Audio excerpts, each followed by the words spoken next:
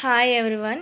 ఇదిగోండి ఈ చెట్లు అయితే వాక్కాయ చెట్లు అండి. చూసారా, వాక్కాయలు అయితే గుత్తు గుత్తులాగా చాలా బాగున్నాయండి. ఇవి కోసేటప్పుడు అయితే వర్షం పడుతుంది, అందుకనే వీడియో బెరర్ వచ్చిందండి. ఇదిగోండి చూడండి, వాంచినకులు అయితే చెట్టుకి చూసారా ఎంత బాగున్నాయో, క్యూట్ క్యూట్గా. ఇవైతే సేమ్ నిమ్మ చెట్టు లాగానే ఉంటుందండి ఈ చెట్టు. ముళ్ళులు కూడా సేమ్ అలాగే ఉంటాయి. ఇవి కోసేటప్పుడు చాలా కేర్ఫుల్గా ఉండాలి.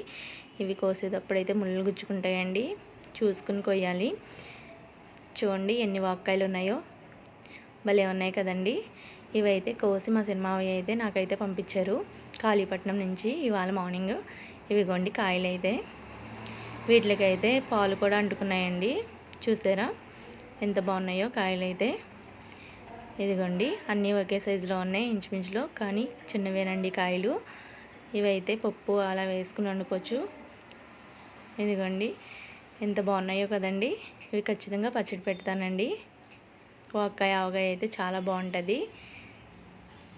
Okay friends, bye. Please like, share, subscribe.